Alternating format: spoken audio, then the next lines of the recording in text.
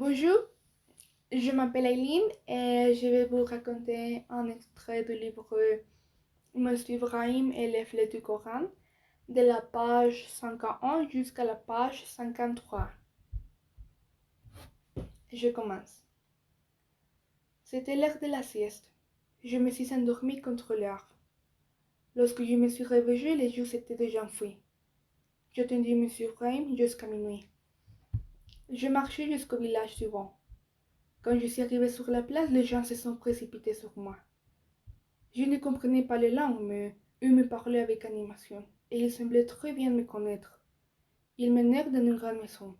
J'ai d'abord traversé une longue salle où plusieurs femmes, accroupies, gémissaient. Puis on mena devant M. Ibrahim. Il était tendu, couvert de pleurs, de bleu, de sang. La voiture s'était plantée contre un mur.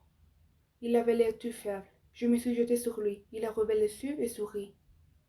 Maman, le voyage s'arrête là. Mais non, on n'y est pas arrivé, à votre mère de naissance. Si, moi j'arrive.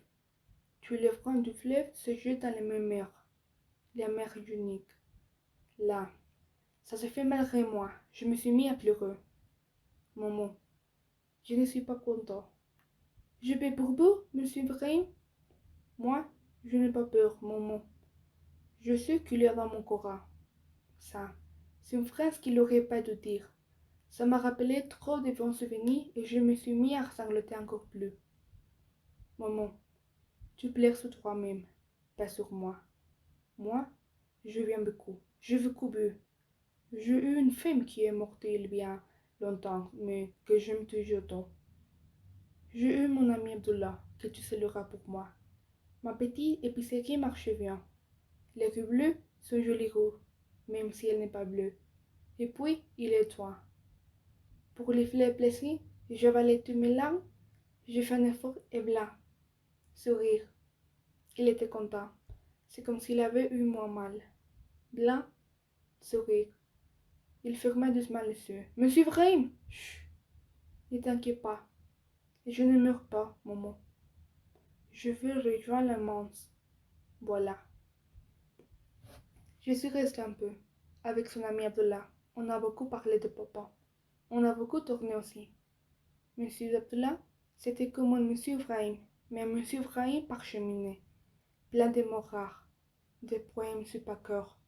Un monsieur Ibrahim qui aurait passé plus de temps à lire qu'à faire sonner sa caisse. Le soir que nous tournions notre quai, il appelait ça la danse de la chimie, la danse qui transforme les cuivres en or. Il s'était souvent remis.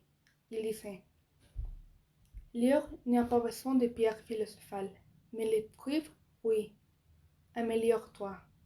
Ce qui vivant, fais-les mourir, c'est ton corps.